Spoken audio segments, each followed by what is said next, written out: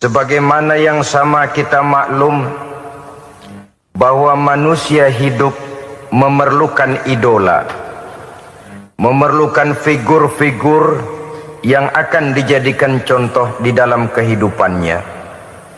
Sifat ini dinamakan hubbut taklid atau kecenderungan untuk meniru, dan nampak lebih menonjol pada kehidupan anak-anak remaja atau para pemuda. Siapa yang menjadi idolanya, siapa yang menjadi sentral figur dalam kehidupannya, itulah yang akan dijadikannya sebagai contoh.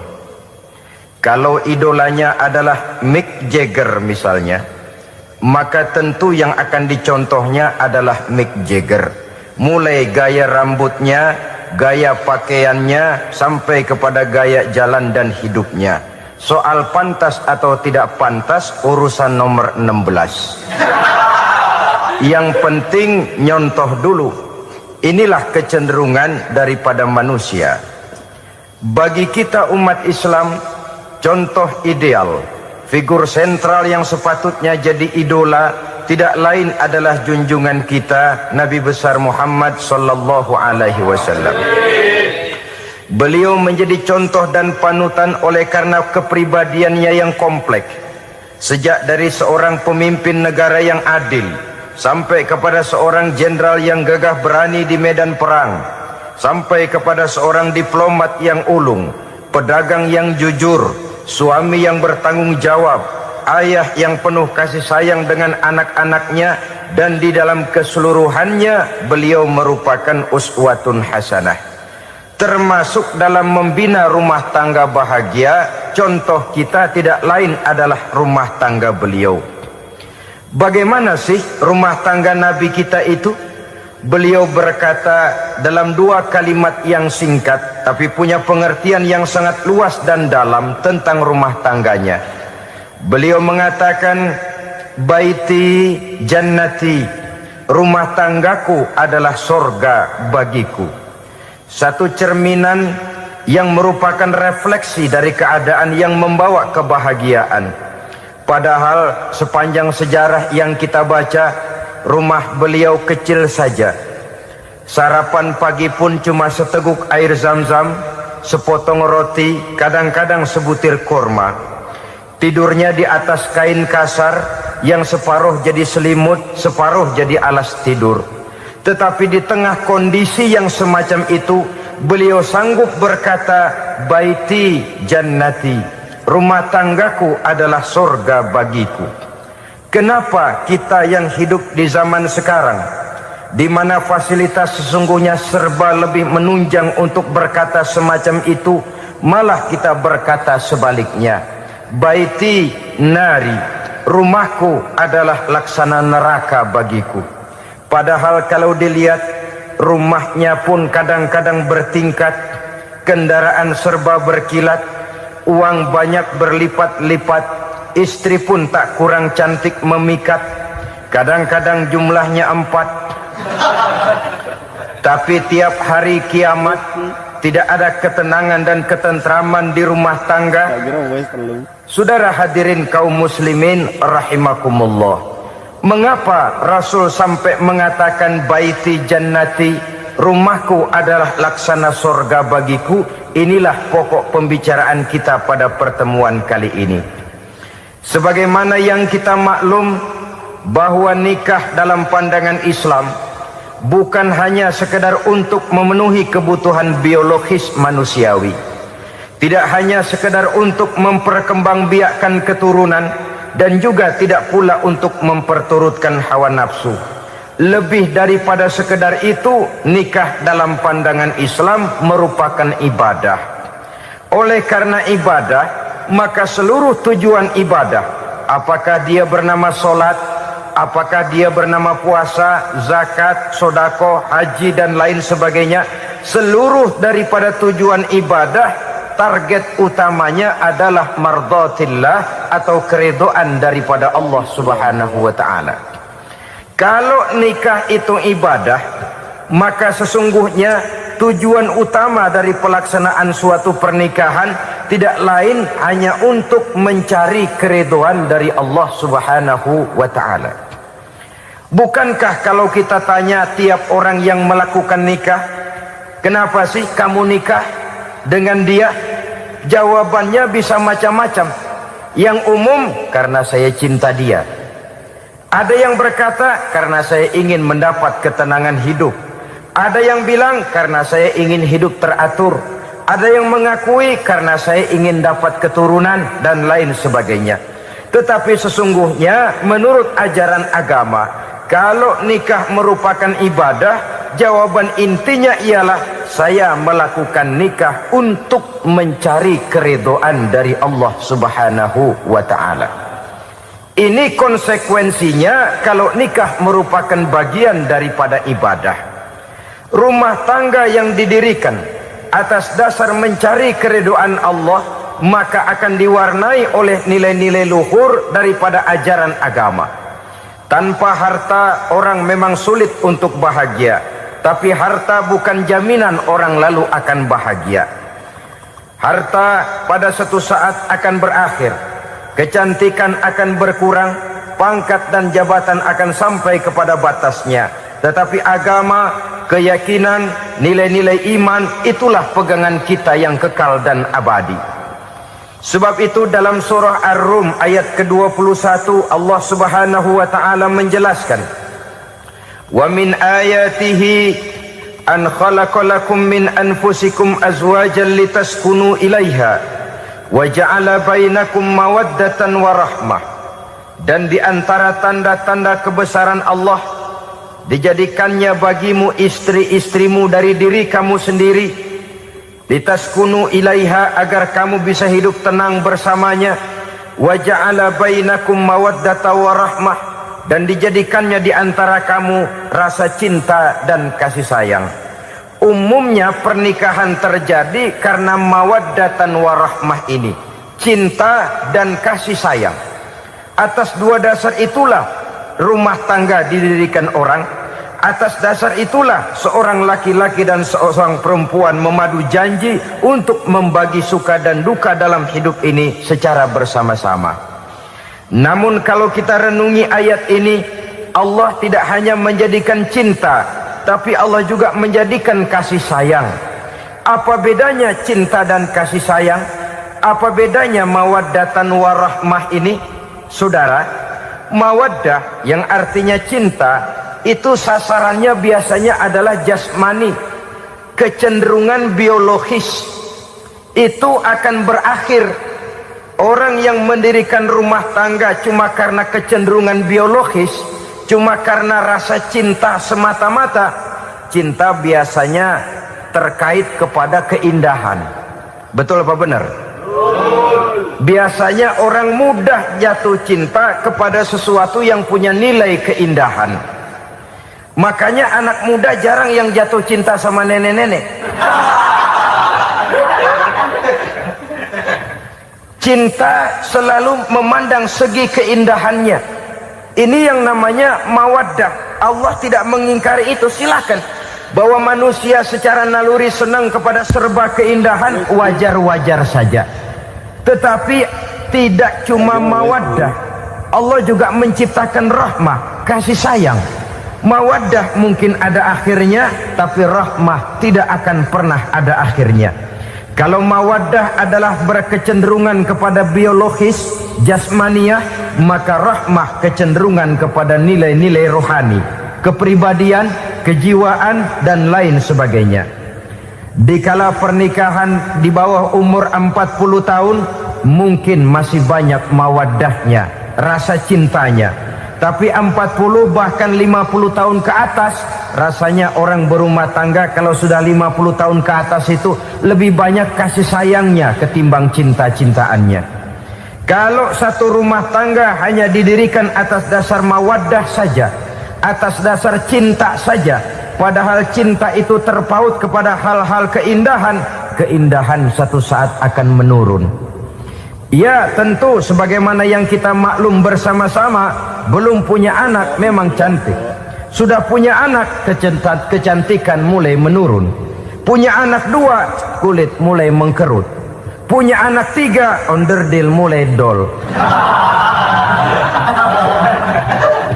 Punya anak 4, apalagi tidak pandai merawat diri, persis dompet tanggung bulan.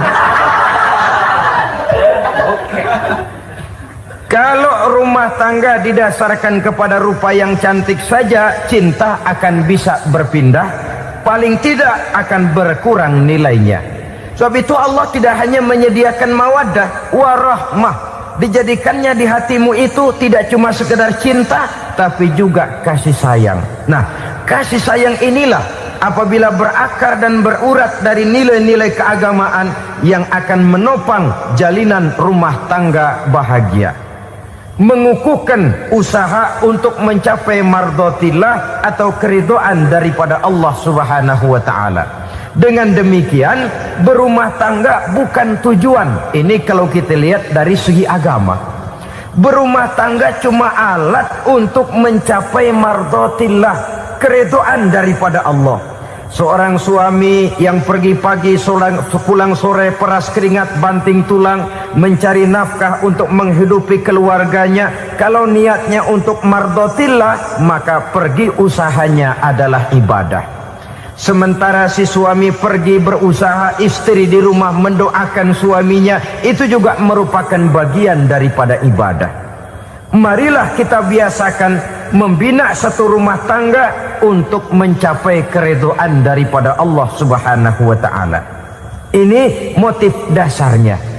Karena itu Rasul Anas bin Malik pernah bercerita, bertahun-tahun saya membantu di rumah tangga Rasul. Selama tahun-tahun yang panjang saya membantu di rumah tangga beliau itu, kata Anas bin Malik, belum pernah kok saya mendengar kata-kata kasar, keras, membentak-bentak. Belum pernah saya melihat ada piring terbang, sandal melayang, ada penggorengan nitir di atas. Belum pernah, padahal tahun-tahun yang panjang sudah saya lalui. Itu rumah tangga Rasul. Istrinya lebih dari 1, tapi tenang, ayem, adem. Walaupun gosip selalu ada. Ini loh ya, namanya hidup berumah tangga. Jangankan rumah tangga kita manusia biasa, rumah tangga Rasul pun tidak luput dari gosip yang kita kenal dengan hadisul ifki itu. Itu sampai tercatat dalam sejarah. Tetapi yang jelas, dengan istri yang lebih dari 1, rumah tangganya tenang, tentram, adem. Kita di rumah tangga istri 1, seminggu 7 hari, berantemnya 6 hari. Cuma 1 hari gencatan senjata. Saudara hadirin yang saya muliakan, kalau tujuan rumah tangga adalah mardhatillah, apa ciri dari suami istri yang menegakkan rumah tangga untuk mencapai ridho Allah itu? Pertama, sepasang suami istri yang membina rumah tangga semata-mata untuk mencapai keridhaan Allah, cirinya yang pertama, bersyukur apabila beroleh nikmat. Ini ciri yang pertama. Bersyukur kepada Allah, kepada sesama berterima kasih. Suami berterima kasih kepada istri, bertahun-tahun didampingi hidupnya, dicucinya pakaiannya, dimasaknya makanannya. Tidak istri mengeluh walau hidup lebih banyak kurangnya daripada cukupnya. Suami pandai berterima kasih kepada istrinya. Sementara istri pun bisa berterima kasih kepada suaminya. Bertahun-tahun suami peras keringat, banting tulang mencari nafkah, menjadi palang dada terdepan apabila ada masalah-masalah yang besar. Kedua-duanya lalu punya timbangan. Nah inilah ya, saya pesan kepada suami, kepada para suami, kepada para istri, supaya di rumah ada timbangan. Perlunya apa? Kalau pada satu saat istri kita salah, suami cepat-cepat ambil timbangan, lalu ditimbang mana yang lebih berat, salahnya atau dosanya, benarnya atau kesalahannya. Ini istri saya jasanya begini, begini, begini, lalu jasanya begini-begini, salahnya ini, mana yang lebih besar, jasanya atau salahnya? Dengan adanya timbangan, maka keputusan akan objektif. Tapi kalau timbangannya emosi, salah sedikit saja sudah main bentak, main usir, akhirnya keputusan akan mendatangkan kerugian. Sebaliknya, kalau suami yang salah, istri ambil timbangan, ditimbang mana lebih besar, jasanya atau salahnya. Jangan sampai nanti terjadi pepatah, panas setahun habis dihapus oleh hujan satu hari. Jasa istri yang puluhan tahun hapus oleh kesalahannya yang sedikit, atau jasa suami yang bertahun-tahun hapus oleh kesalahannya yang sebenarnya tidak seberapa. Akibat apa itu terjadi? Karena tidak adanya timbangan. Dari rasa bersyukur dan dari rasa berterima kasih ini, saudara-saudara, akan timbullah sifat saling menghargai. Suami menghargai istri, istri pun menghargai suami. Istiqomah, dikasih uang 5.000 senyum, dikasih uang 500 senyum. Itu namanya istri yang pandai bersyukur. Kalau tidak, 5.000 nyengir, 500 manyun. Tahu manyun? Kayak bemok nyari setoran, monyong saja. Ada sikap istiqomah di dalam membina kehidupan berumah tangga ini. Lalu mengerti posisi suami, ini termasuk tanda berterima kasih. Suami saya itu kerjanya apa, golongannya apa, gajinya sebulan berapa. Atas dasar itu, lalu istri menjadi istri yang tahu diri. Walaupun suami harus menyenangkan istri, istri pun hendaknya nimbang, tahu batas kemampuan suami. Kemauan mungkin tidak terbatas, tapi kemampuan sangat terbatas. Kalau suami pegawai kecil, ya mintalah yang kecil-kecil. Kalau suami pegawai rendah, mintalah yang sesuai dengan kemampuannya. Jangan suami gajinya cuma 50.000 sebulan, istri menuntut minta dibeliin gelang yang kayak velg beca. Tentu sudah overacting namanya. Saudara hadirin yang saya muliakan, kunci awalnya bersyukur kepada Allah. Kalau sudah bisa berterima kasih kepada manusia, hati ini akan mudah bersyukur kepada Allah. Rumah tangga yang pandai bersyukur, berapapun kecilnya nikmat, bukan kecilnya yang dia lihat, tapi karunia Allah yang dinilai. Sehingga dari rasa berterima kasih kepada manusia akan timbullah rasa syukur kehadirat Allah Subhanahu wa ta'ala. Itu yang sering diistilahkan orang, kalau dia punya mobil, dia berkata alhamdulillah kita punya mobil, tetangga kita cuman punya motor. Kalau dia punya motor, syukur kita punya motor, tetangga kita cuman punya sepeda, kemana-mana kekejek melulu. Kalau dia punya sepeda, alhamdulillah punya sepeda, tetangga kita sebelah nggak punya apa-apa, kemana jalan kaki saja. Kalau dia jalan kaki, alhamdulillah kita masih bisa jalan. Tetangga kita sebelah lumpuh bertahun-tahun nggak kemana-mana. Kalau dia lumpuh, alhamdulillah kita masih hidup. Tetangga kita kemarin mati nggak balik lagi.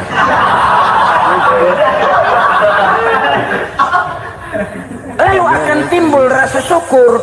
Tapi kalau sudah lumpuh ngelihat yang bisa jalan ngelihat yang menaik sepeda, yang punya sepeda lihat yang punya motor lihat yang punya mobil lihat yang punya pesawat. Kapanlah kita ini pandai bersyukur? Sebab kesenangan seperti pelangi, tidak pernah di atas kepala kita, selalu kelihatannya di atas kepala orang lain. Sehingga kalau ngobrol orang sering bilang, lu sih enak lo gue lihat, gue keblangsak amat nih ya. Setiap orang ngomong kepada kita begitu nadanya. Kita yang dilihat enak, sementara kita melihat orang lain enak. Tukang tahu melihat tukang tempe enak, tukang tempe melihat tukang tuak enak, tukang tuak bilang tukang sirsak enak. Enak itu seperti pelangi.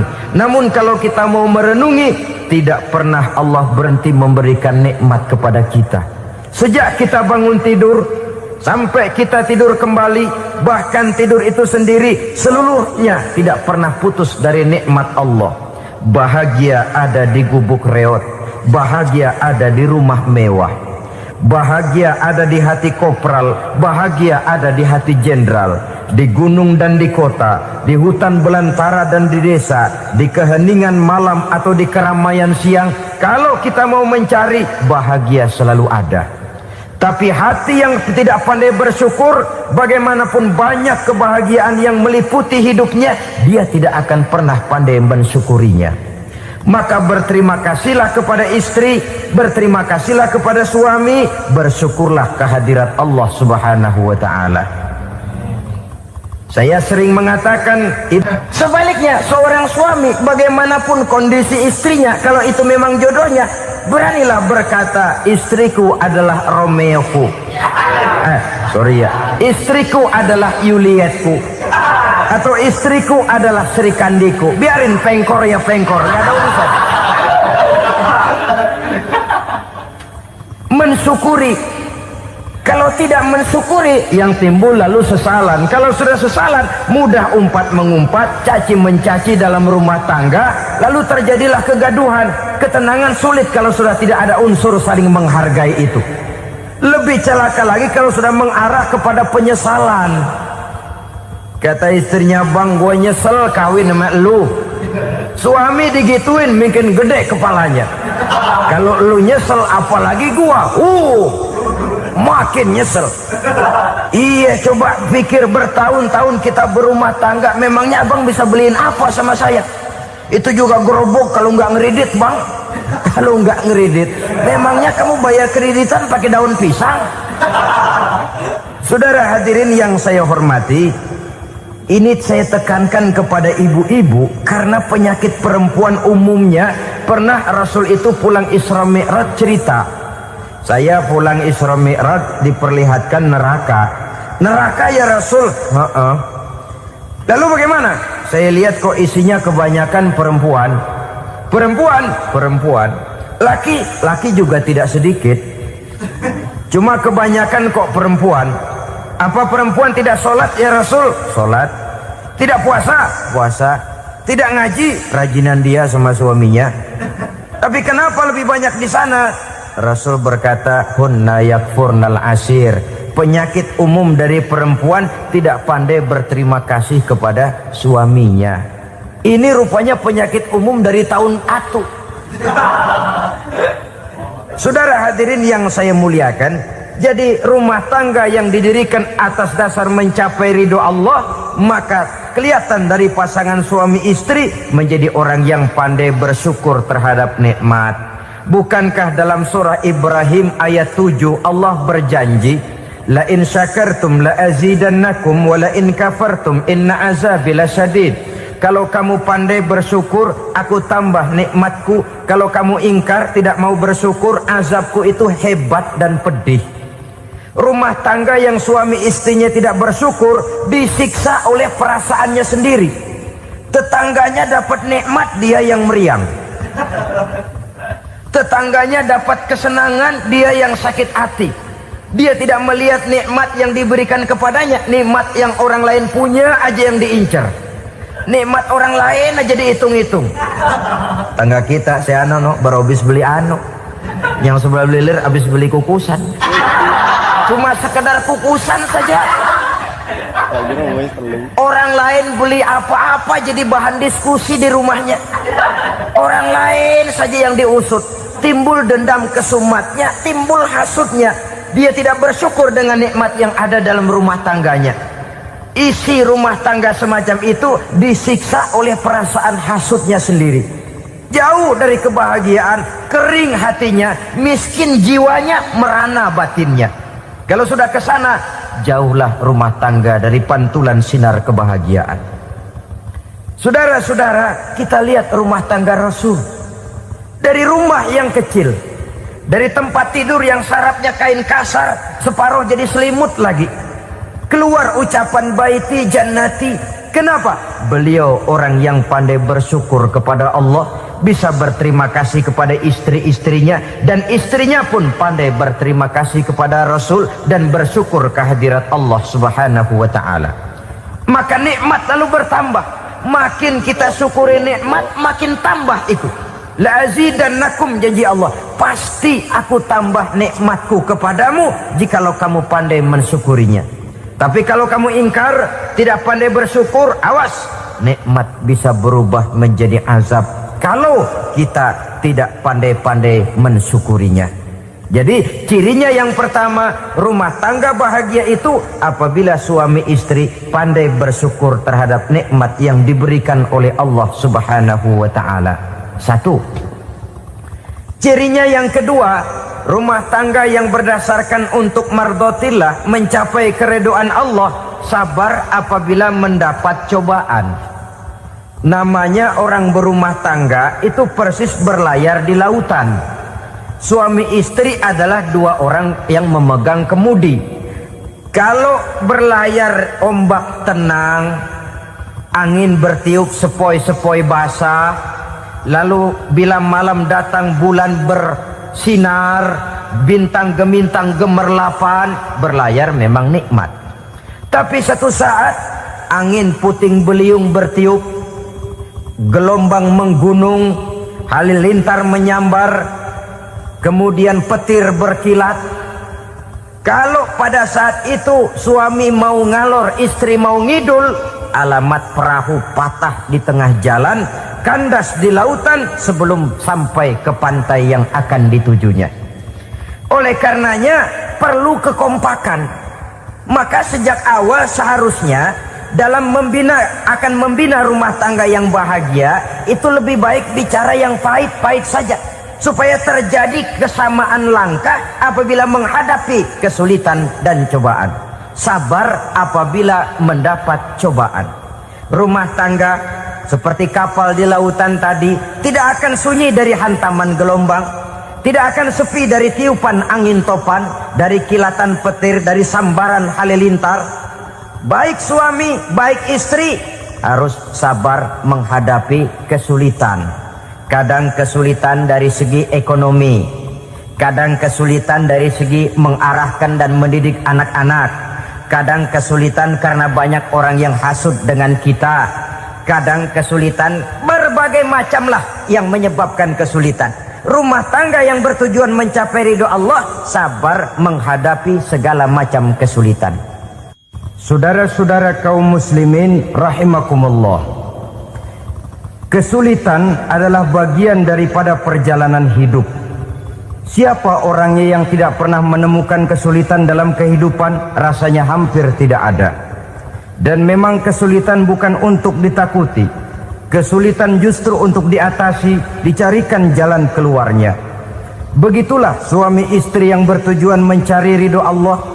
Manakala suami berada dalam kesulitan, istri mencarikan jalan keluar atau berusaha memberikan jalan keluar.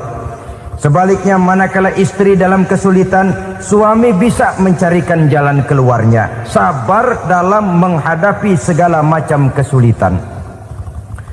Dalam surah Luqman ayat 17, Allah Subhanahu wa taala berfirman, "Wasbir 'ala ma asabak, inna dzalika min azmil umur."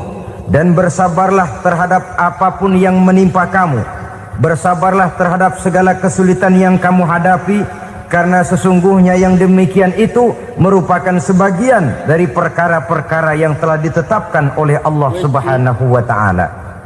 Saudara-saudara kaum muslimin yang berbahagia, kunci sabar sesungguhnya terletak pada keyakinan bahwa segala sesuatu berasal dari Allah dan segalanya akan kembali kepada Allah Subhanahu wa taala.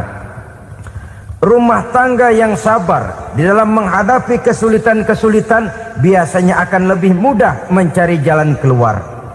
Tapi kalau sedikit kesulitan datang, kita tertimpa oleh kepanikan, oleh kegelisahan, dan oleh ketakutan yang tidak beralasan, maka kesulitan itu bukan saja tidak dapat diatasi, malah rasanya akan menjadi semakin besar di dalam kehidupan kita. Tidak ada rumah tangga yang tidak pernah berhadapan dengan kesulitan. bagaimanapun besarnya rumah tangga itu. Itulah sebabnya kita memerlukan orang lain. Hidup berumah tangga itu seperti orang punya mata. Kalau mata kita kelilipan, kalau mata orang lain kelilipan, gampang kita tiup. Tapi kalau mata kita sendiri yang kena kelilipan, tentu kita memerlukan orang lain untuk meniupnya. Oleh karenanya, suami istri harus saling mencarikan jalan keluarnya. Walaupun kerjanya berbeda, suaminya pergi mencari nafkah, istrinya berdoa di rumah. Kalau perlu melakukan sholat duha, mendoakan agar usaha suaminya dimudahkan, dan begitu selanjutnya. Sehingga dengan adanya kebersamaan, walaupun tidak selalu bersama-sama, maka masing-masing melaksanakan tugas dengan tenang dan merasa yang satu berbuat untuk kepentingan yang lain. Inilah cirinya yang kedua, sabar bila mendapat dan berhadapan dengan segala macam kesulitan. Kadang orang mendapat kesulitan itu berkeluh kesah. Bukan berkeluh kesah, tapi mencari jalan keluar dan mengambil hikmah yang ada di dalamnya apa. Karena bukan kemudahan, kesulitan yang membuat orang dewasa. Bukan kemudahan, tapi kesulitan yang membuat orang berpikir, dinamis, kreatif. Kalau seluruh jalan yang kita tempuh mudah saja, gampang saja, rasanya monoton kita ini. Kehilangan dinamika dalam perjuangan. Kesulitan yang membuat orang matang, kesulitan yang menempa kepribadian untuk lebih dewasa menghadapi bahtera kehidupan, membuat pandangan makin arif, wawasan makin luas, dan analisa semakin tajam. Sama saja dalam hidup. Sesungguhnya pujian sering menjadi racun, dan caci maki kalau kita tanggapi secara positif sering membuat kita makin dewasa. Jarang orang berpikir kalau dipuji, tapi baru dia merenung dan mencari diri setelah dicaci maki dan dikritik habis-habisan. Walaupun watak umum manusia senang dipuji, marah kalau dicaci maki. Biasanya kalau ketemu cewek cakep kita bilang, kamu cakep deh. Dia paling bilang, ah abang bisa aja. Walaupun dia bilang, ah abang bisa aja, hidungnya mah tetap mekar. Senang kalau dipuji, itu kecenderungan manusia. Marah kalau dicaci maki, marah kalau dikritik. Tapi sesungguhnya pujian sering jadi racun, caci maki sering jadi obat. Orang takut minum obat karena pahitnya, padahal efeknya itu akan lebih memberikan kesehatan kepadanya. Orang takut menghadapi kritik, orang takut dan tidak ingin dicaci maki, padahal itulah yang sesungguhnya menjadi cambuk kalau tidak dia salah tanggap, menjadi sugesti yang mendorong dia lebih maju lagi. Karena memang bukan pujian, tapi caci maki dan kritik yang membuat kita makin berpikir tajam. Jadi rumah tangga yang berhadapan dengan kesulitan demi kesulitan, biasanya kalau ditanggapi dengan sabar akan makin mengokohkan fondasi rumah tangga itu sendiri. Tapi kalau kesulitan dihadapi dengan tidak sabar, lalu mencari jalan pintas, kesulitan ekonomi, kebetulan istrinya cakep, istrinya disuruh ngojek. Dah lu ngojek aja deh, gua nungguin setoran dah. Suami tapak di rumah. Saudara hadirin yang saya muliakan, buat sepintas memang mendatangkan materi itu, mengatasi kesulitan ekonomi, tapi apakah bahagia? Walaupun rumah bisa jadi besar, perabotan bisa serba lebih lengkap dan ada, tapi apakah semuanya mendatangkan bahagia? Sementara suami kehilangan rasa cemburunya, dan dalam agama itu disebut dayus. Dayus, suami yang tidak punya rasa cemburu kepada istrinya. Dan orang dayus kayak begitu haram mendapat bau sorga. Bau sorga saja tidak dapat, apalagi masuk ke dalamnya. Ya tapi juga jangan lantas mentang-mentang harus cemburu sama istri, overacting. Suaminya nawar sayuran, laki pulang ngomel, lu pacaran ya sama tukang sayur? itu juga over, saudara-saudara. Kesulitan ekonomi diatasi dengan sabar. Sabar dalam arti berusaha dengan tidak mengambil jalan pintas, berusaha tetap berada di jalan yang diridhoi oleh Allah. Ini yang jadi problema ini rumah tangga sekarang ini, kesulitan ekonomi, di mana lapangan kerja sulit, di mana persaingan hidup tajam, sedangkan kita hidup ingin seperti orang lain. Kita mudah gelap mata, mudah picik pandangan, mudah sulit pertimbangan, lalu mengambil jalan pintas. Kadang menjual akidah, menjual keimanan. Kebetulan penderingan kering, ada yang nawarin beras 3 liter sama Supermi 2 bungkus. Hari Minggu diajak ke gereja mau. Itu iman kena beras 3 liter telap. Kesulitan ekonomi, saudara-saudara, sehingga Imam Ali pernah berkata, kadal fakru ayyakuna kufran. Kemiskinan memang mudah membawa orang kepada kekafiran, kepada perbuatan-perbuatan yang bisa mengundang kekafiran. Oleh karena itu dalam tamsil lain beliau berkata, kalau ada ular dan ada kemiskinan, kemiskinan yang saya getok lebih dulu, kemiskinan yang saya bunuh lebih dahulu. Karena kemiskinan mudah membawa orang kepada kekufuran. Bagaimanapun sulitnya ekonomi yang dihadapi dalam rumah tangga, percayalah satu saat jalan keluarnya mesti ada. Mesti ada. Jangan sampai mengambil jalan pintas yang membuat kita keluar dari jalan yang ditinjau dari segi kemasyarakatan pun mendatangkan aib, ditinjau dari kehormatan berkeluarga pun mendatangkan nista, ditinjau dari segi ekonomi pun barangkali tidak akan mendatangkan kelimpahan materi. Jalan pintas pada umumnya, saudara-saudara, hanya memberikan kenikmatan yang sekejap. Dan apalah itu artinya kalau harus mengorbankan kesenangan yang abadi dan kekal. Kadang-kadang mengorbankan anaknya sendiri, anaknya dikomersilkan. Pokoknya siapa yang nyamper lu berangkat aja dah. Asal pulang nenteng pisang sama jeruk sebongsang, orang tua udah anteng aja udah.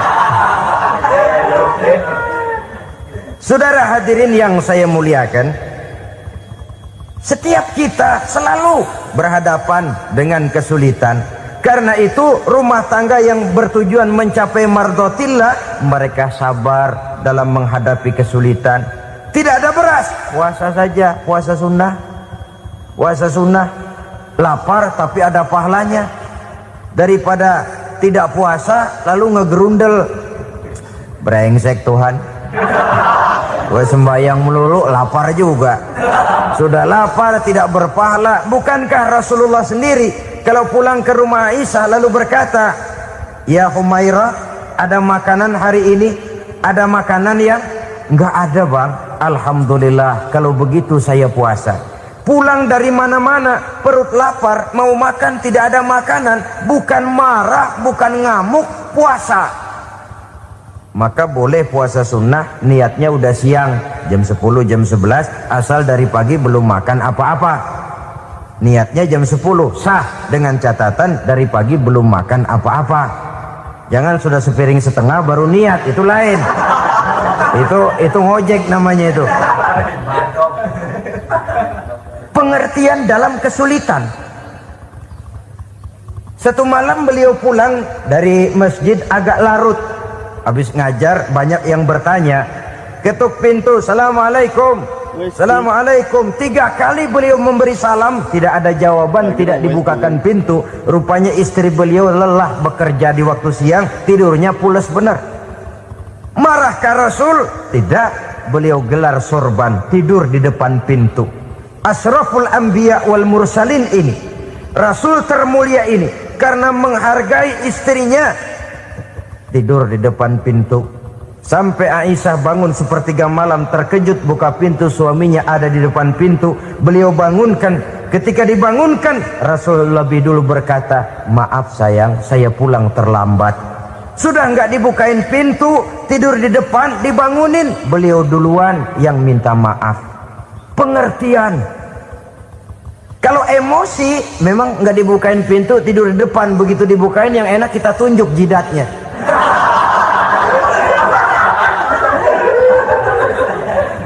Saudara hadirin yang saya muliakan, kesulitan di dalam kehidupan merupakan bagian daripada kehidupan. Bukan untuk ditakuti, tapi untuk diatasi. Bukan untuk dihindarkan, tapi dicarikan jalan keluarnya. Hadapilah kesulitan dengan baik sangka kepada Allah, dengan lapang dada, dan dengan tetap bersabar menghadapinya. Kenapa? Karena tujuan kita mendirikan rumah tangga, mencapai ridho Allah. Kalau anak kita perjualbelikan, kalau istri kita komersilkan, kalau akidah kita jual untuk mempertahankan rumah tangga, bukankah makin jauh saja rumah tangga itu dari ridho Allah? Ini tujuan utamanya. Yang ketiga, rumah tangga yang bertujuan mardotillah itu, suami istri yang merupakan fondasi di rumah tangga, suami sebagai pemimpin, istri sebagai pembina, selalu musyawarah dalam menyelesaikan persoalan. Walaupun istri ditakdirkan sebagai pemimpin dan suami sebagai pemimpin dan istri yang dipimpin, tapi agama menganjurkan musyawarah. Jangan mentang-mentang istri nyari duit, suami nyari duit, lalu menteleng. Segalanya mau diktator, segalanya mau sendiri. Rumah tangga yang bertujuan mencapai ridho Allah selalu didirikan atas dasar musyawarah. Sehingga apabila sesuatu itu dihasilkan dari suasana musyawarah, tidak akan melahirkan penyesalan di belakang hari. Kalau tidak, berjalan menurut seleranya masing-masing, belakangan timbul penyesalan, akhirnya main salah menyalahkan.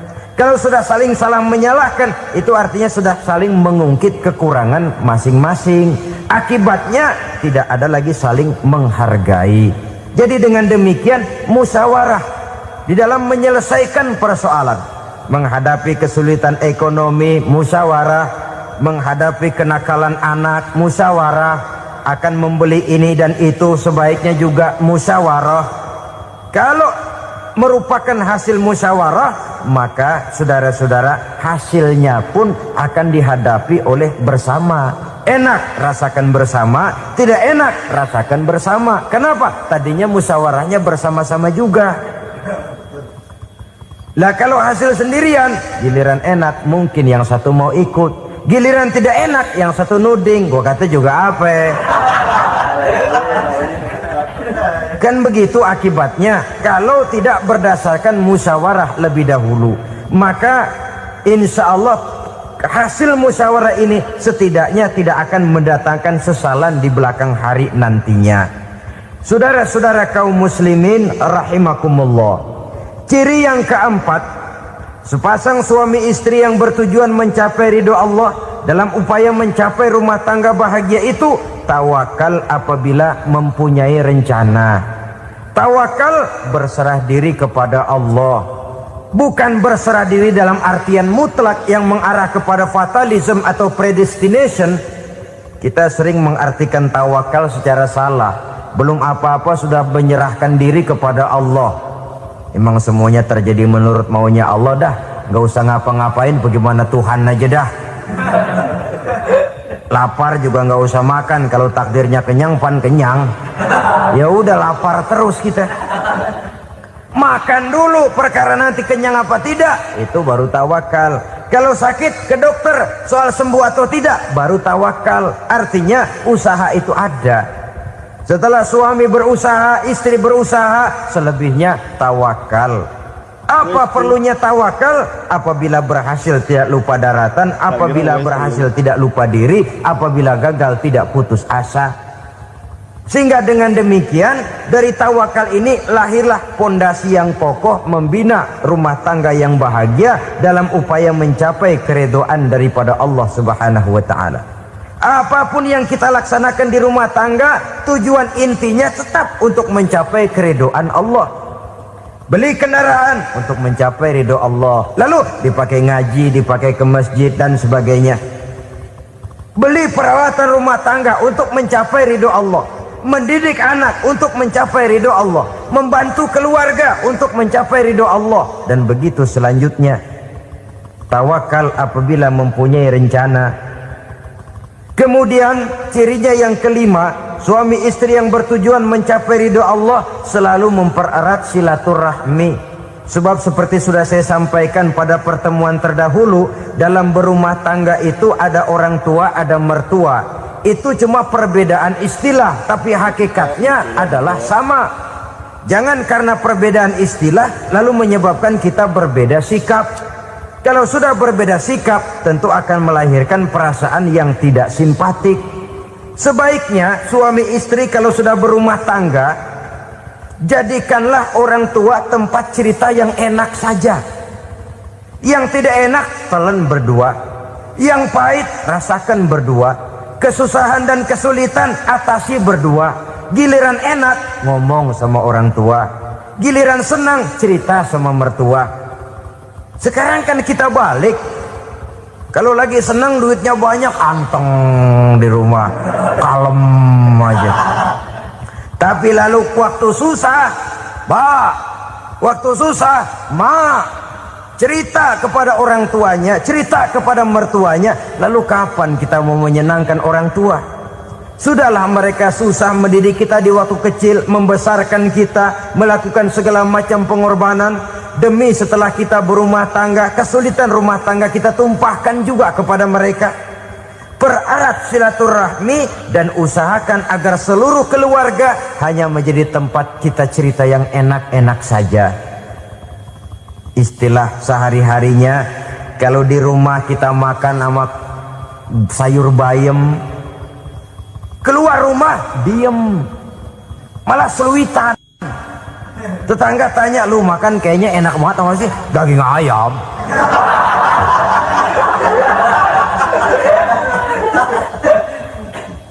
Lalu tetangga kan akan berbisik, itu makannya tuh orang enak bener ya, rumah tangganya tiap hari makan sama daging ayam. Biarlah paling kurang itu jadi doa, daripada kita makan sama kangkung lalu ribut ngomel di mana-mana. Gua kesel banget sama bini gua. Di warung ceritanya lagi. Kenapa? Saban sari gua direbusin kangkung mulu. Brengsek. Di warung cerita ada RT, ada RW.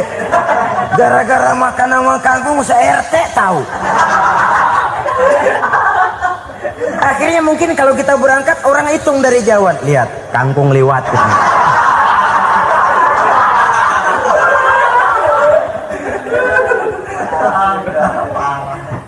Bisa menjaga yang disebut security informasi, rahasia rumah tangga.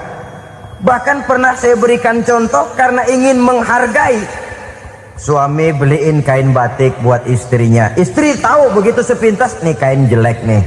Tapi karena mau menyenangkan suaminya, dia bohong. Bagaimana bu, kain yang bapak beliin? Aduh bagus bener pak, bagus sekali itu kain. Warnanya pak emang yang model begitu tuh. Tetangga kita mana ada yang pakai kain begitu pak? Ya emang nggak ada, jelek. Menghargai. Sebab kalau waktu itu si istri jujur, yang timbul sakit hati suami. Bagaimana bu kain yang saya beliin? Goblok lo. Kain begitu dibeliin di pasar juga banyak 1.400. Campur odol lagi. Sudahlah suami punya niat baik, sampai rumah digoblok-goblokin, tidak ada lagi rasa saling menghargainya. Begitu pentingnya mempererat silaturahmi ini, sampai Nabi berpesan, isnani la yanzurullahu ilaihima yaumal qiyamah qati'ur rahim wa jarus su'. Ada dua golongan manusia yang di akhirat nanti tidak akan dilihat oleh Allah, tidak akan diopeni oleh Allah, didiemin aja. Siapa mereka? Pertama, orang yang suka memutuskan silaturahmi. Yang kedua, tetangga yang jahat dengan tetangganya. Dua golongan manusia ini, pemutus silaturahmi, kemudian juga tetangga yang jahat dengan tetangganya, ini tidak akan dipandang oleh Allah di hari akhirat nanti. Jadi pererat silaturahmi. Sebab kita ini zon politiker, makhluk yang bermasyarakat, yang tidak bisa hidup sendirian. Setiap kita memerlukan orang lain. Kita disebut kaya karena ada yang miskin. Kita disebut alim karena ada yang awam. Kita disebut berkuasa karena ada rakyat jelata. Tanpa rakyat tidak ada penguasa. Tanpa yang miskin tidak ada orang kaya. Kalau tidak ada yang jelek, siapa yang bilang cakep? Karena ngimbangi. Saudara hadirin, atas dasar ini mestinya kita selalu bersyukur dalam segala posisi. Tidak lalu salah terima kepada karunia yang diberikan Allah kepada kita. Saudara hadirin yang saya hormati, pererat silaturahmi, jadikan orang-orang tua kita tempat kita cerita yang enak-enak saja. Yang tidak enak, telan sendiri, usahakan sendiri, carikan jalan keluarnya sendiri. Setidaknya ya diam sajalah. Kalau belum bisa membalas budi baik orang tua, setidaknya jangan menyakiti hati orang tua kita. Sudah lelah dan payah dia mengasuh kita, membesarkan kita, merawat kita. Demi setelah kita berumah tangga, seluruh kesulitan kita bawa lagi kepadanya. Karena itu buat para istri juga ini perhatian. Kalau dimarahi suami, jangan cepat-cepat pulang ke rumah orang tuanya. Nggak boleh diomelin dikit, main buntal aja. Gua pulang dah. Pulang. Sampai sana cerita habis-habisan, dikucek kejelekan suaminya. Nanti 2-3 hari balik aja lagi. Kan nggak lucu jadinya. Saudara hadirin, begitu juga suami. Mencaci maki habis istrinya, 2-3 hari baik aja lagi. Konyol. Istrinya sudah dicaci maki habis-habisan, dijeleki leluhur-leluhurnya, 2-3 hari baik lagi. Mesraan lagi. Kata bininya dalam hati, gua lu jelekin juga, lu pakai juga, payah.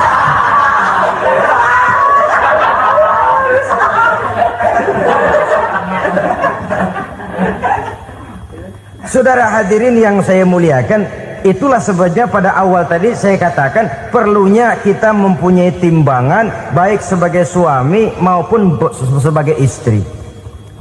Nah, dari mempererat silaturahmi ini akan terjalin rasa kekeluargaan.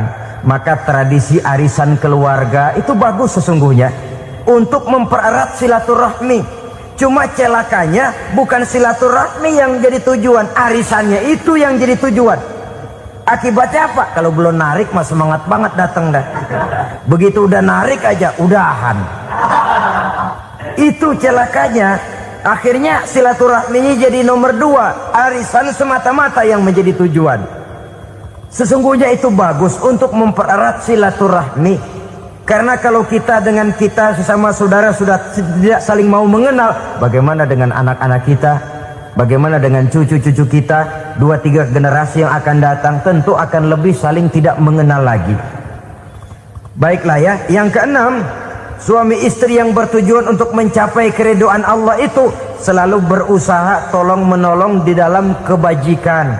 Sebab Allah pesankan itu di dalam Al-Maidah ayat 6, wa ta'awanu 'alal birri wat taqwa wa la ta'awanu 'alal itsmi wal 'udwan. Bertolong-tolonganlah kamu di dalam kebaikan, di dalam bertakwa kepada Allah. Jangan bertolong-tolongan di dalam maksiat, di dalam dosa, dan di dalam usaha yang menimbulkan permusuhan. Kalau suami marah kepada seseorang, istri jangan ngipasin. Oh bang, yang begitu mah dibayain tuman. Udah habisin aja dah. Anak-anaknya marahin sekalian. Ngipasin. Istri kesel sama tetangganya, suami ngipasin. Emang tuh tetangga kita, hahu. Habis orang dikipasin. Ta'awanu 'alal birri wat taqwa, bertolong-tolonganlah di dalam kebaikan. Istri malas ngaji, suami mendorong, memberikan sugesti. Suami malas berusaha, istri memberikan sugesti. Saling tolong menolong di dalam kebaikan dan takwa, dan jangan tolong menolong dalam dosa dan permusuhan. Kata suami, Bu, daripada kita melarat terus hidup, kita piara tuyul yuk. Kata istrinya, nah ini sudah menyimpang bang. Bersabarlah, bagaimanapun insya Allah kita tidak akan mati kelaparan. piara tuyul itu nanti jadi pindah akidah, merusak iman, berteman dengan setan. Apalah artinya kekayaan dan kesenangan sebentar kalau harus mengorbankan kekayaan dan kesenangan yang abadi. Ini sudah alal ismi wal udwan, sesuatu yang mengandung dosa. Saudara hadirin yang saya hormati, kemudian yang keenam, berbaik sangka. Baik suami maupun istri sama-sama saling berbaik sangka. Suami melepas istri, istri melepas suami dengan hati yang ikhlas. Suami meninggalkan istri di rumah dengan jiwa yang bersih dan rasa yang aman. Ada rasa baik sangka, dan ini modal dasar. Kalau sudah dilandasi oleh buruk sangka, tentu yang lahir nanti adalah perasaan-perasaan yang tidak baik. Akibatnya sangat tidak menguntungkan. Inilah beberapa ciri dari rumah tangga yang didirikan atas dasar mardotillah, mencapai keridhaan dari Allah. Nanti akan menyusul tujuan berikutnya, diantaranya mendapat keturunan, diantaranya lagi mendatangkan gairah untuk lebih berusaha mencari rezeki karena sudah merasa punya tanggung jawab berupa anak dan istri. Mempererat silaturahmi itu cuma tujuan-tujuan sekundernya saja. Tujuan primernya kita melakukan suatu nikah untuk mencapai keridhaan dari Allah Subhanahu wa taala. Silakan punya istri cantik, kaya, tapi tujuan utamanya kita membina rumah tangga untuk mencapai ridho dari Allah. Karena itu dasarnya mawaddatan warahmah. Jangan cuma cinta, tapi juga kasih sayang. Cinta, kecenderungan kepada jasmani akan berakhir, tapi kasih sayang, kecenderungan kepada rohani, makin tua malah makin erat, makin tua malah makin mesra. Sehingga kadang kita menampak kakek-kakek dan nenek-nenek lagunya kayak pengantin baru. Apa cinta-cintaan? Tidak. Bagaimana kakek-kakek sama nenek-nenek harus bilang I love you? Yang masih ada itu waktu itu mawaddah, kasih dan sayang. Itu yang akan kekal, itu yang akan abadi. Tanpa materi orang sulit untuk bahagia, tapi materi semata bukan jaminan orang untuk bahagia. Nah, ciri yang terakhir dari rumah tangga yang bertujuan mencapai ridho Allah, sinar agama kelihatan di dalamnya. Baik suami maupun istri sama-sama orang yang taat melaksanakan ajaran agama. Sebagaimana yang sama kita maklum bahwa manusia hidup memerlukan idola, memerlukan figur-figur yang akan dijadikan contoh di dalam kehidupannya. Sifat ini dinamakan hubbut taklid atau kecenderungan untuk meniru, dan nampak lebih menonjol pada kehidupan anak-anak remaja atau para pemuda. Siapa yang menjadi idolanya, siapa yang menjadi sentral figur dalam kehidupannya, itulah yang akan dijadikannya sebagai contoh. Kalau idolanya adalah Mick Jagger misalnya, maka tentu yang akan dicontohnya adalah Mick Jagger. Mulai gaya rambutnya, gaya pakaiannya, sampai kepada gaya jalan dan hidupnya. Soal pantas atau tidak pantas urusan nomor 16. Yang penting nyontoh dulu. Inilah kecenderungan daripada manusia. Bagi kita umat Islam, contoh ideal, figur sentral yang sepatutnya jadi idola tidak lain adalah junjungan kita Nabi besar Muhammad sallallahu alaihi wasallam. Beliau menjadi contoh dan panutan oleh karena kepribadiannya yang kompleks. Sejak dari seorang pemimpin negara yang adil, sampai kepada seorang jenderal yang gagah berani di medan perang, sampai kepada seorang diplomat yang ulung, pedagang yang jujur, suami yang bertanggung jawab, ayah yang penuh kasih sayang dengan anak-anaknya, dan di dalam keseluruhannya beliau merupakan uswatun hasanah. Termasuk dalam membina rumah tangga bahagia, contoh kita tidak lain adalah rumah tangga beliau. Bagaimana sih rumah tangga Nabi kita itu? Beliau berkata dalam dua kalimat yang singkat, tapi punya pengertian yang sangat luas dan dalam tentang rumah tangganya. Beliau mengatakan, baiti jannati rumah tanggaku adalah sorga bagiku. Satu cerminan yang merupakan refleksi dari keadaan yang membawa kebahagiaan. Padahal sepanjang sejarah yang kita baca, rumah beliau kecil saja. Sarapan pagi pun cuma seteguk air zam-zam, sepotong roti, kadang-kadang sebutir kurma. Tidurnya di atas kain kasar yang separuh jadi selimut, separuh jadi alas tidur. Tetapi di tengah kondisi yang semacam itu, beliau sanggup berkata, baiti jannati, rumah tanggaku adalah surga bagiku. Kenapa kita yang hidup di zaman sekarang, di mana fasilitas sesungguhnya serba lebih menunjang untuk berkata semacam itu, malah kita berkata sebaliknya, baiti nari, rumahku adalah laksana neraka bagiku. Padahal kalau dilihat, rumahnya pun kadang-kadang bertingkat, kendaraan serba berkilat, uang banyak berlipat-lipat, istri pun tak kurang cantik memikat, kadang-kadang jumlahnya 4. Tapi tiap hari kiamat tidak ada ketenangan dan ketentraman di rumah tangga.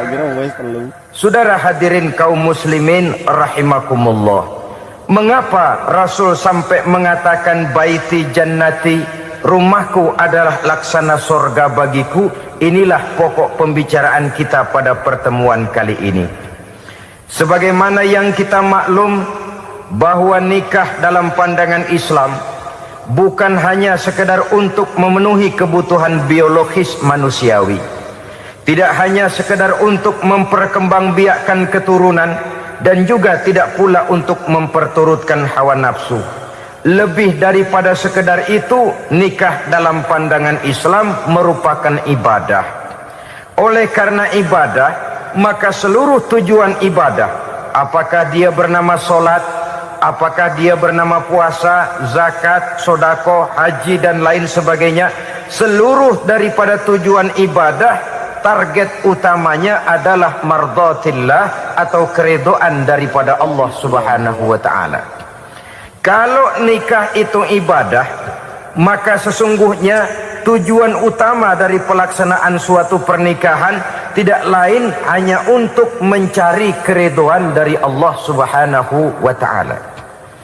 Bukankah kalau kita tanya tiap orang yang melakukan nikah, kenapa sih kamu nikah dengan dia? Jawabannya bisa macam-macam. Yang umum, karena saya cinta dia. Ada yang berkata, karena saya ingin mendapat ketenangan hidup. Ada yang bilang, karena saya ingin hidup teratur. Ada yang mengakui, karena saya ingin dapat keturunan dan lain sebagainya. Tetapi sesungguhnya menurut ajaran agama, kalau nikah merupakan ibadah, jawaban intinya ialah saya melakukan nikah untuk mencari keridhaan dari Allah Subhanahu wa taala. Ini konsekuensinya kalau nikah merupakan bagian daripada ibadah. Rumah tangga yang didirikan atas dasar mencari keridhaan Allah, maka akan diwarnai oleh nilai-nilai luhur daripada ajaran agama. Tanpa harta orang memang sulit untuk bahagia, tapi harta bukan jaminan orang lalu akan bahagia. Harta pada suatu saat akan berakhir, kecantikan akan berkurang, pangkat dan jabatan akan sampai kepada batasnya. Tetapi agama, keyakinan, nilai-nilai iman, itulah pegangan kita yang kekal dan abadi. Sebab itu dalam surah Ar-Rum ayat ke-21 Allah Subhanahu wa taala menjelaskan, "Wa min ayatihi an khalaqalakum min anfusikum azwajan litaskunu ilaiha wa ja'ala bainakum mawaddatan wa rahmah."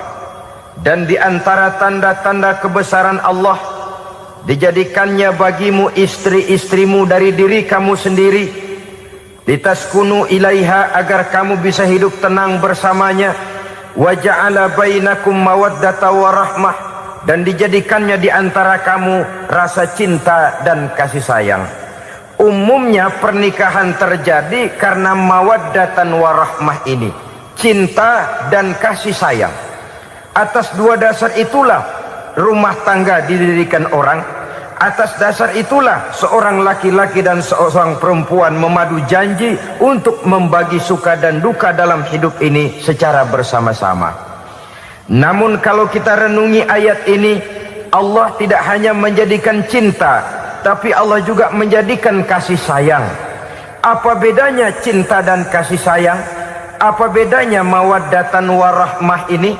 Saudara, mawaddah yang artinya cinta itu sasarannya biasanya adalah jasmani, kecenderungan biologis. Itu akan berakhir.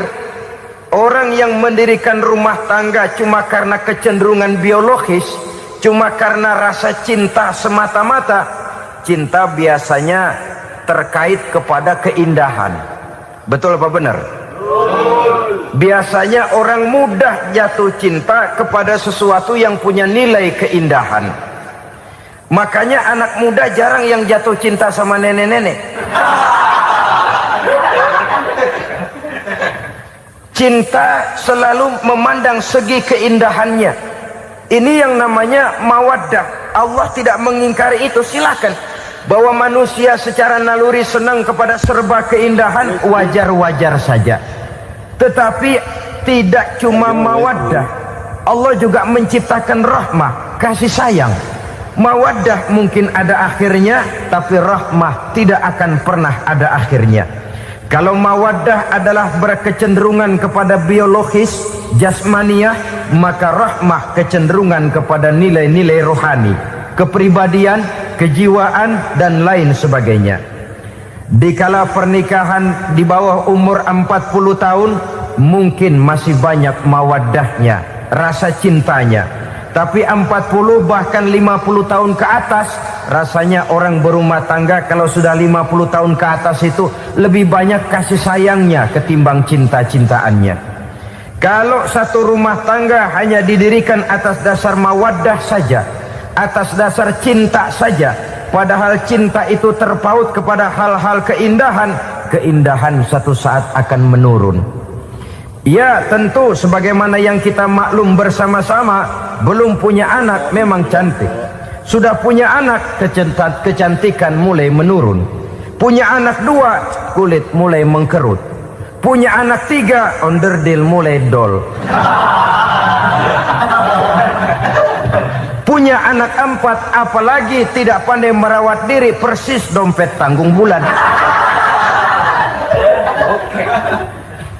Kalau rumah tangga didasarkan kepada rupa yang cantik saja, cinta akan bisa berpindah, paling tidak akan berkurang nilainya. Sebab itu Allah tidak hanya menyediakan mawaddah, warahmah, dijadikannya di hatimu itu tidak cuma sekedar cinta, tapi juga kasih sayang. Nah, kasih sayang inilah apabila berakar dan berurat dari nilai-nilai keagamaan yang akan menopang jalinan rumah tangga bahagia. Mengukuhkan usaha untuk mencapai mardotillah atau keridhaan daripada Allah Subhanahu wa ta'ala. Dengan demikian berumah tangga bukan tujuan. Ini kalau kita lihat dari segi agama. Berumah tangga cuma alat untuk mencapai mardotillah, keridhaan daripada Allah.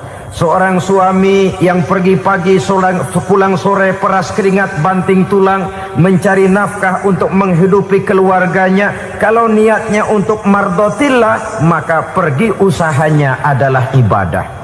Sementara si suami pergi berusaha, istri di rumah mendoakan suaminya, itu juga merupakan bagian daripada ibadah. Marilah kita biasakan membina satu rumah tangga untuk mencapai keridhaan daripada Allah Subhanahu wa ta'ala. Ini motif dasarnya. Karena itu Rasul Anas bin Malik pernah bercerita, bertahun-tahun saya membantu di rumah tangga Rasul. Selama tahun-tahun yang panjang saya membantu di rumah tangga beliau itu, kata Anas bin Malik, belum pernah kok saya mendengar kata-kata kasar, keras, membentak-bentak. Belum pernah saya melihat ada piring terbang, sandal melayang, ada penggorengan nitir di atas. Belum pernah, padahal tahun-tahun yang panjang sudah saya lalui. Itu rumah tangga Rasul. istrinya lebih dari satu tapi tenang, ayem, adem, walaupun gosip selalu ada. Ini loh ya, namanya hidup berumah tangga. Jangankan rumah tangga kita manusia biasa, rumah tangga Rasul pun tidak luput dari gosip yang kita kenal dengan hadisul ifki itu. Itu sampai tercatat dalam sejarah. Tetapi yang jelas, dengan istri yang lebih dari satu, rumah tangganya tenang, tentram, adem. Kita di rumah tangga istri satu, seminggu 7 hari, berantemnya 6 hari. Cuma 1 hari gencatan senjata. Saudara hadirin yang saya muliakan, kalau tujuan rumah tangga adalah mardotillah, apa ciri dari suami istri yang menegakkan rumah tangga untuk mencapai ridho Allah itu?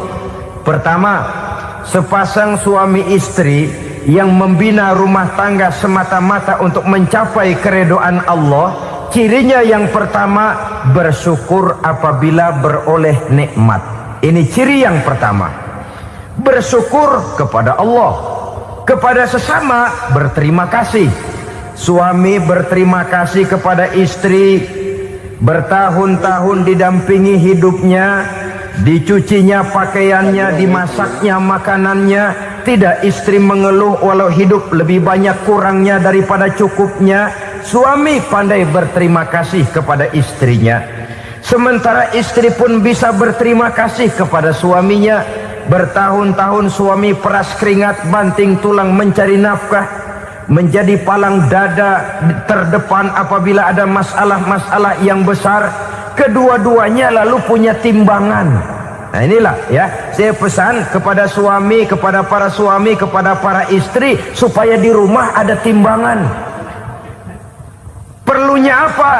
Kalau pada satu saat istri kita salah, suami cepat-cepat ambil timbangan, lalu ditimbang mana yang lebih berat, salahnya atau dosanya, benarnya atau kesalahannya. Ini istri saya jasanya begini, lalu jasanya begini, salahnya ini, mana yang lebih besar, jasanya atau salahnya? Dengan adanya timbangan, maka keputusan akan objektif. Tapi kalau timbangannya emosi, salah sedikit saja sudah main bentak, main usir, akhirnya keputusan akan mendatangkan kerugian. Sebaliknya, kalau suami yang salah, istri ambil timbangan, ditimbang mana lebih besar, jasanya atau salahnya. Jangan sampai nanti terjadi pepatah, panas setahun habis dihapus oleh hujan 1 hari. Jasa istri yang puluhan tahun hapus oleh kesalahannya yang sedikit, atau jasa suami yang bertahun-tahun hapus oleh kesalahannya yang sebenarnya tidak seberapa. Akibat apa itu terjadi? Karena tidak adanya timbangan. Dari rasa bersyukur dan dari rasa berterima kasih ini, saudara-saudara, akan timbullah sifat saling menghargai. Suami menghargai istri, istri pun menghargai suami. Istiqomah, dikasih uang 5.000 senyum, dikasih uang 500 senyum. Itu namanya istri yang pandai bersyukur. Kalau tidak, 5.000 nyengir, 500 manyun. Tahu manyun? Kayak bemok nyari setoran, monyong saja. Ada sikap istiqomah di dalam membina kehidupan berumah tangga ini. Lalu mengerti posisi suami, ini termasuk tanda berterima kasih.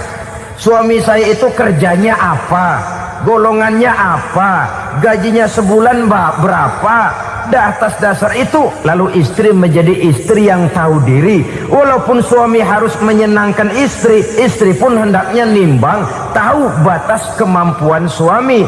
Kemauan mungkin tidak terbatas, tapi kemampuan sangat terbatas. Kalau suami pegawai kecil, ya mintalah yang kecil-kecil. Kalau suami pegawai rendah, mintalah yang sesuai dengan kemampuannya.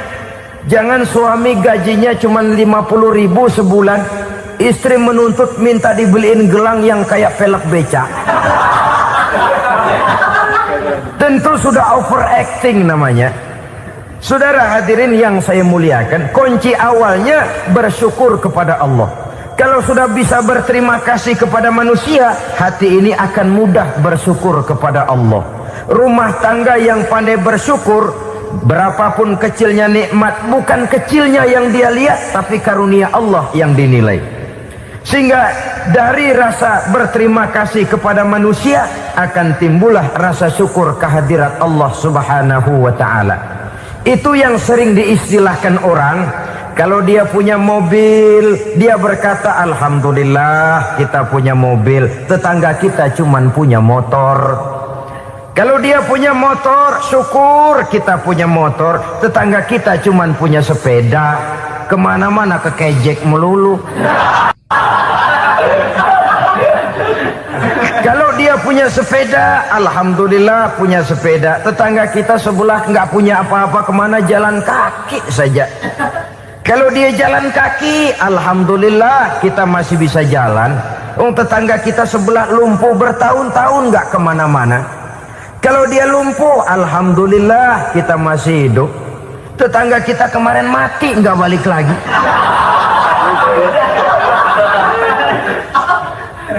Lalu akan timbul rasa syukur. Tapi kalau sudah lumpuh ngelihat yang bisa jalan ngelihat yang naik sepeda, yang punya sepeda lihat yang punya motor lihat yang punya mobil lihat yang punya pesawat. Kapanlah kita ini pandai bersyukur? Sebab kesenangan seperti pelangi, tidak pernah di atas kepala kita, selalu kelihatannya di atas kepala orang lain.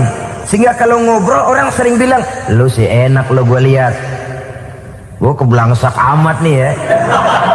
Setiap orang ngomong kepada kita begitu nadanya. Kita yang dilihat enak, sementara kita melihat orang lain enak.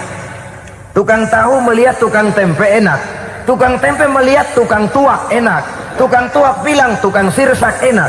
Enak itu seperti pelangi. Namun kalau kita mau merenungi, tidak pernah Allah berhenti memberikan nikmat kepada kita. Sejak kita bangun tidur sampai kita tidur kembali, bahkan tidur itu sendiri, seluruhnya tidak pernah putus dari nikmat Allah.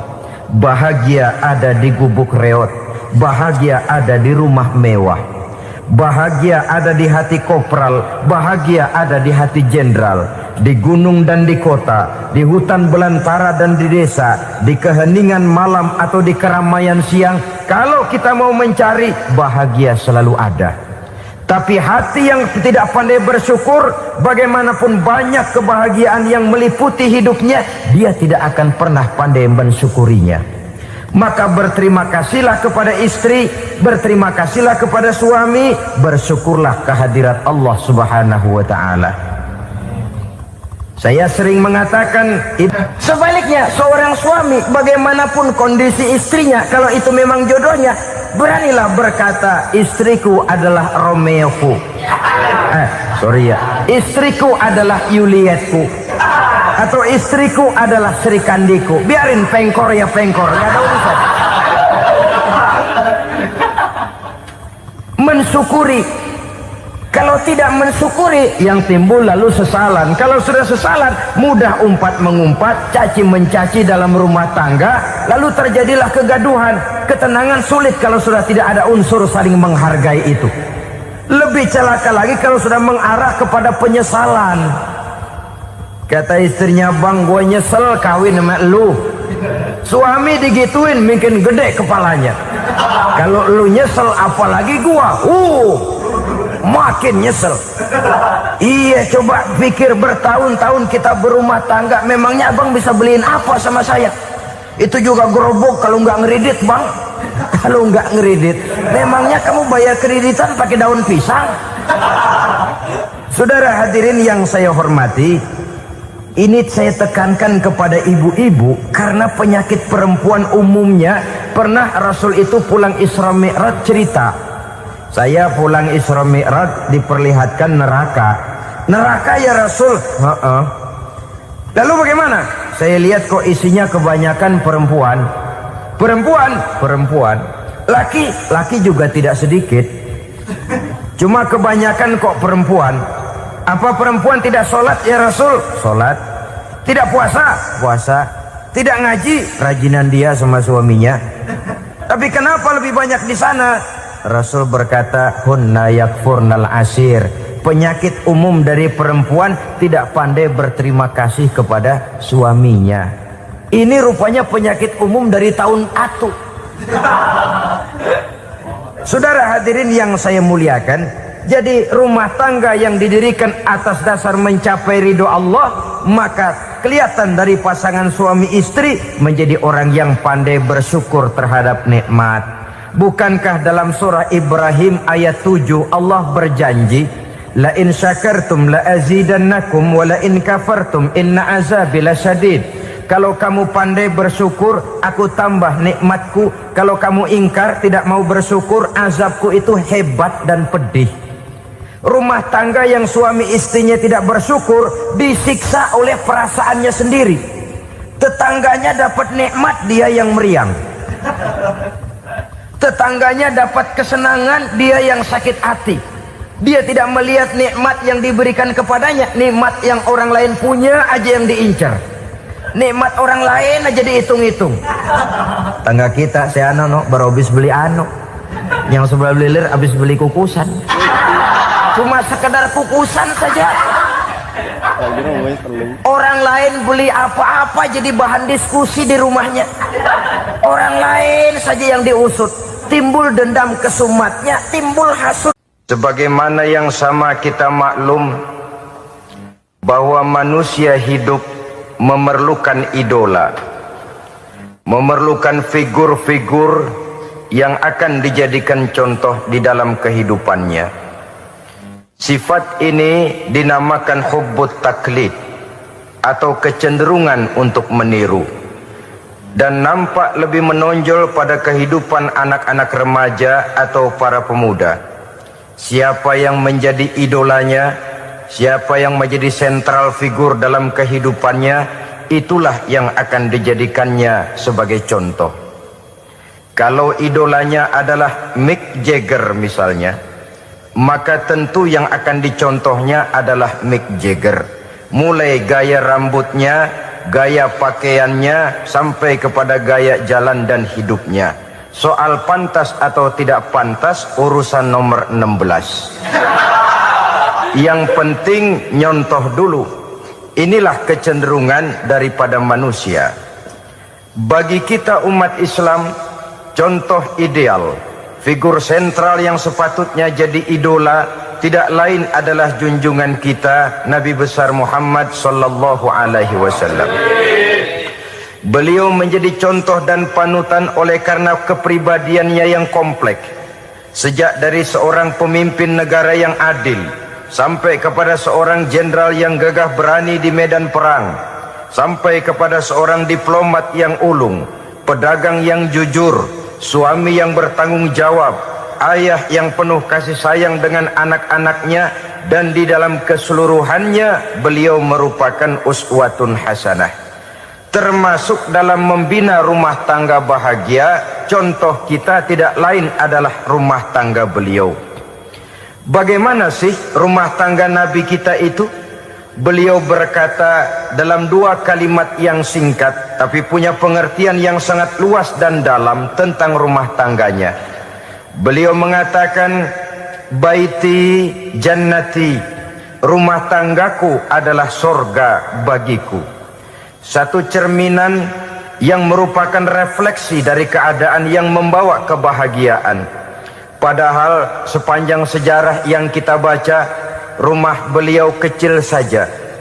Sarapan pagi pun cuma seteguk air zam-zam, sepotong roti, kadang-kadang sebutir kurma. Tidurnya di atas kain kasar yang separuh jadi selimut, separuh jadi alas tidur. Tetapi di tengah kondisi yang semacam itu, beliau sanggup berkata, baiti jannati, rumah tanggaku adalah surga bagiku. Kenapa kita yang hidup di zaman sekarang, di mana fasilitas sesungguhnya serba lebih menunjang untuk berkata semacam itu, malah kita berkata sebaliknya, baiti nari, rumahku adalah laksana neraka bagiku. Padahal kalau dilihat, rumahnya pun kadang-kadang bertingkat, kendaraan serba berkilat, uang banyak berlipat-lipat, istri pun tak kurang cantik memikat, kadang-kadang jumlahnya 4. Tapi tiap hari kiamat tidak ada ketenangan dan ketentraman di rumah tangga. Saudara hadirin kaum muslimin rahimakumullah, mengapa Rasul sampai mengatakan baiti jannati, rumahku adalah laksana surga bagiku? Inilah pokok pembicaraan kita pada pertemuan kali ini.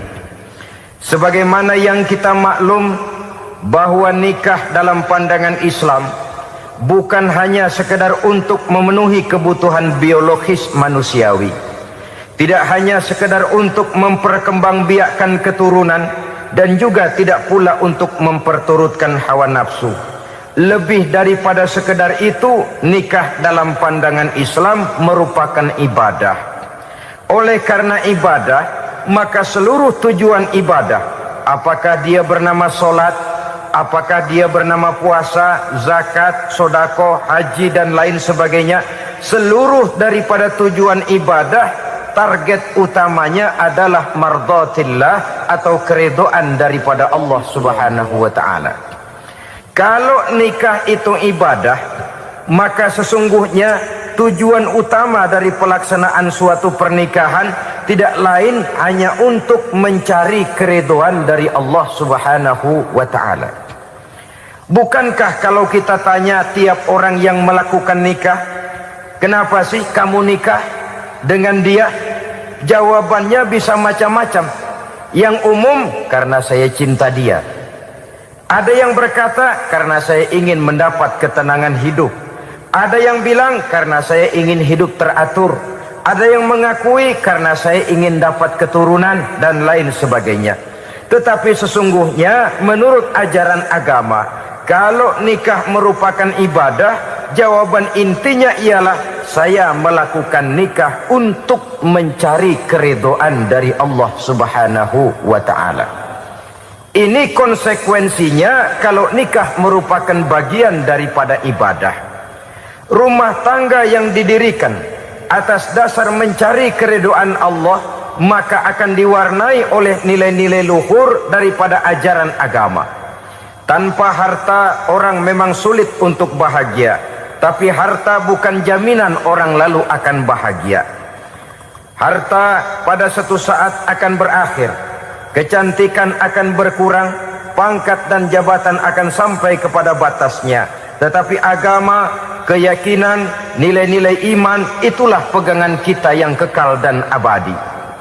Sebab itu dalam surah Ar-Rum ayat ke-21 Allah Subhanahu wa taala menjelaskan, "Wa min ayatihi an khalaqalakum min anfusikum azwajan litaskunu ilaiha wa ja'ala bainakum mawaddatan wa rahmah."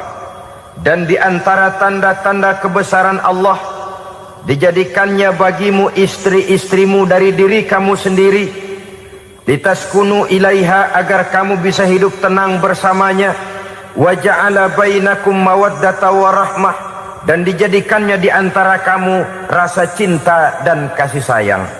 Umumnya pernikahan terjadi karena mawaddatan wa rahmah ini, cinta dan kasih sayang.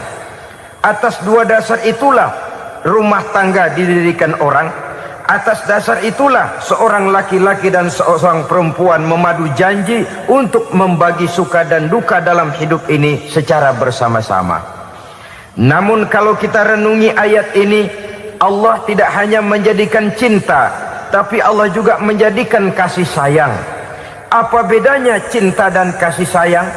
Apa bedanya mawaddatan warahmah ini? Saudara, mawaddah yang artinya cinta, itu sasarannya biasanya adalah jasmani, kecenderungan biologis. Itu akan berakhir.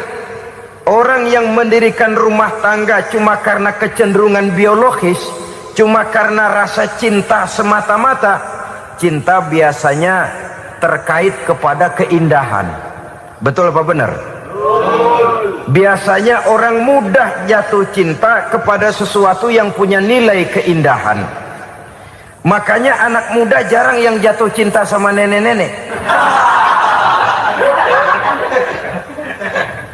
Cinta selalu memandang segi keindahannya.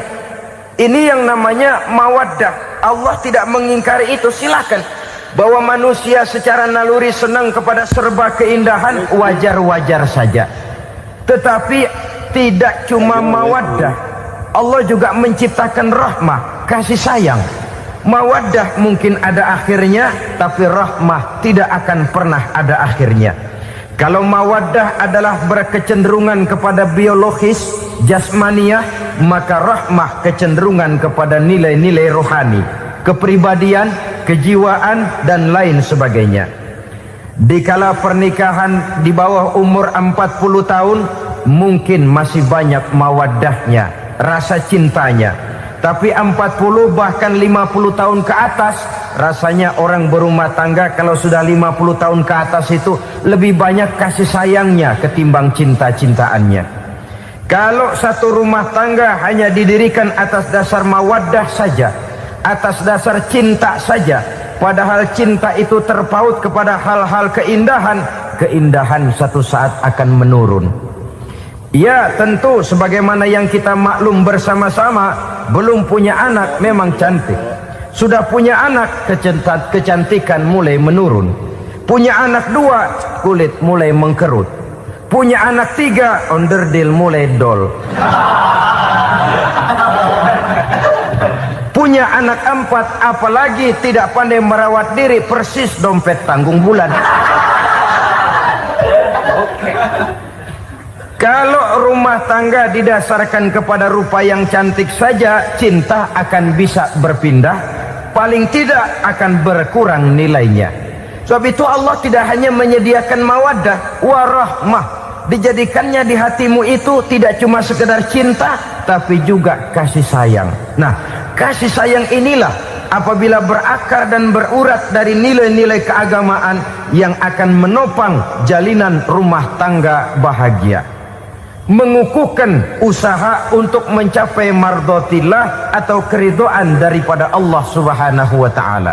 Dengan demikian, berumah tangga bukan tujuan. Ini kalau kita lihat dari segi agama. Berumah tangga cuma alat untuk mencapai mardhatillah, keridhaan daripada Allah. Seorang suami yang pergi pagi pulang sore peras keringat banting tulang mencari nafkah untuk menghidupi keluarganya, kalau niatnya untuk mardhatillah maka pergi usahanya adalah ibadah.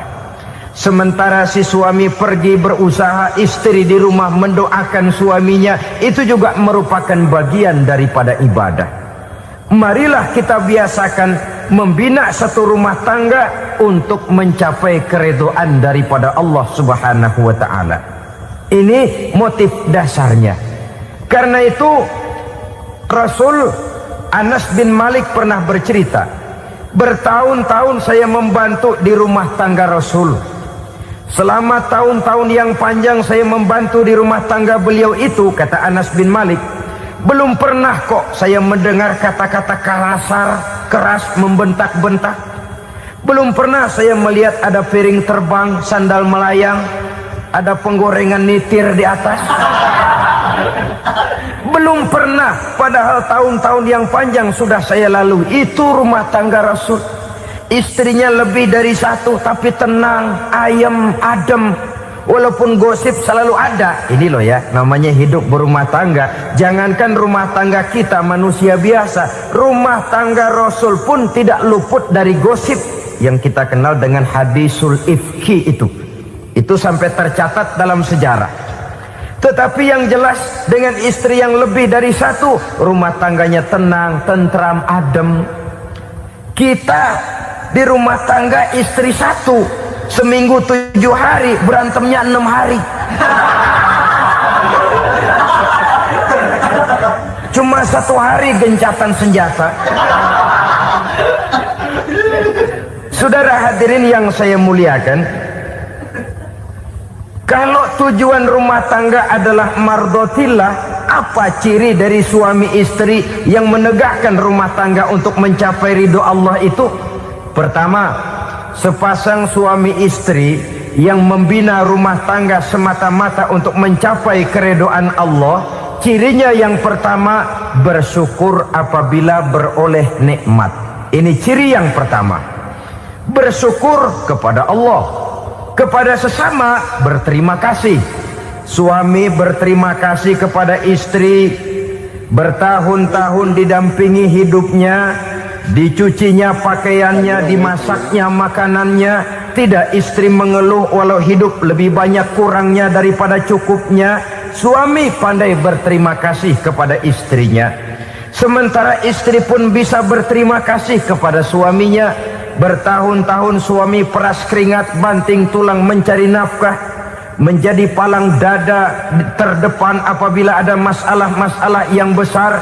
Kedua-duanya lalu punya timbangan. Nah inilah ya, saya pesan kepada suami, kepada para suami, kepada para istri, supaya di rumah ada timbangan. Perlunya apa?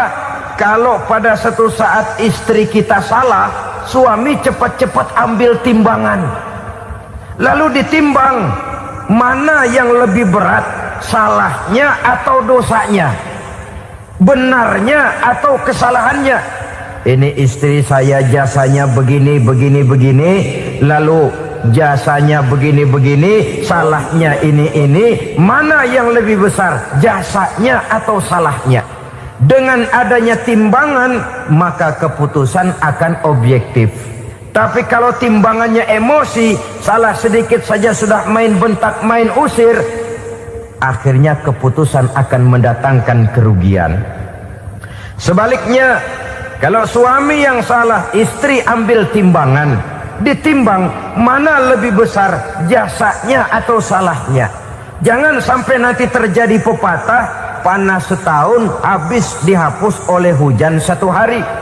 Jasa istri yang puluhan tahun hapus oleh kesalahannya yang sedikit, atau jasa suami yang bertahun-tahun hapus oleh kesalahannya yang sebenarnya tidak seberapa. Akibat apa itu terjadi? Karena tidak adanya timbangan. Dari rasa bersyukur dan dari rasa berterima kasih ini, saudara-saudara, akan timbullah sifat saling menghargai. Suami menghargai istri, istri pun menghargai suami.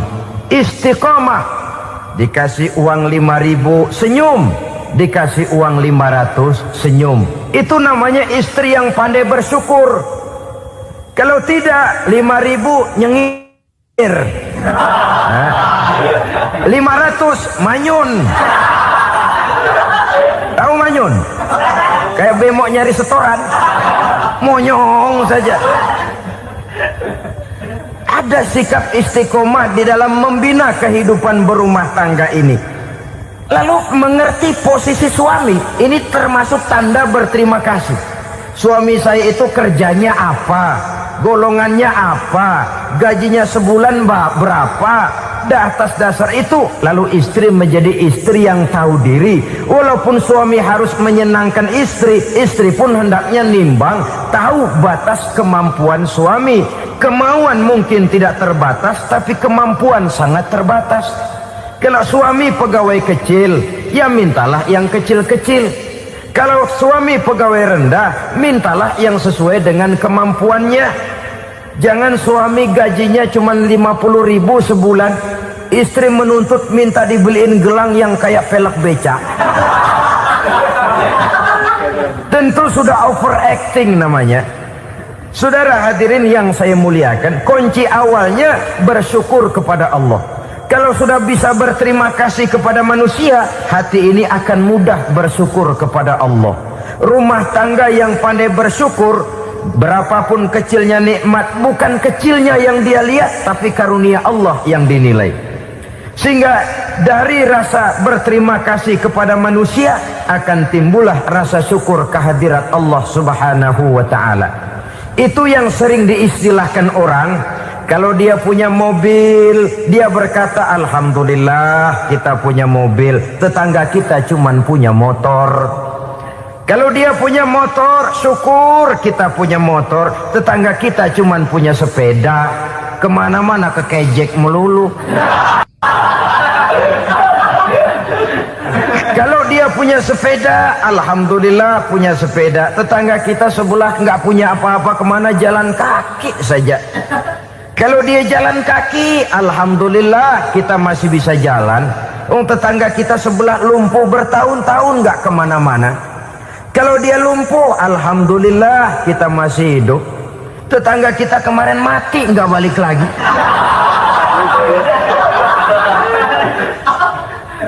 Lalu akan timbul rasa syukur. Tapi kalau sudah lumpuh ngelihat yang bisa jalan ngelihat yang menaik sepeda, yang punya sepeda lihat yang punya motor lihat yang punya mobil lihat yang punya pesawat. Kapanlah kita ini pandai bersyukur? Sebab kesenangan seperti pelangi, tidak pernah di atas kepala kita, selalu kelihatannya di atas kepala orang lain. Sehingga kalau ngobrol orang sering bilang, lu sih enak lo gue lihat, gue keblangsak amat nih ya. Setiap orang ngomong kepada kita begitu nadanya. Kita yang dilihat enak, sementara kita melihat orang lain enak. Tukang tahu melihat tukang tempe enak, tukang tempe melihat tukang tuak enak, tukang tuak bilang tukang sirsak enak. Enak itu seperti pelangi. Namun kalau kita mau merenungi, tidak pernah Allah berhenti memberikan nikmat kepada kita. Sejak kita bangun tidur sampai kita tidur kembali, bahkan tidur itu sendiri, seluruhnya tidak pernah putus dari nikmat Allah.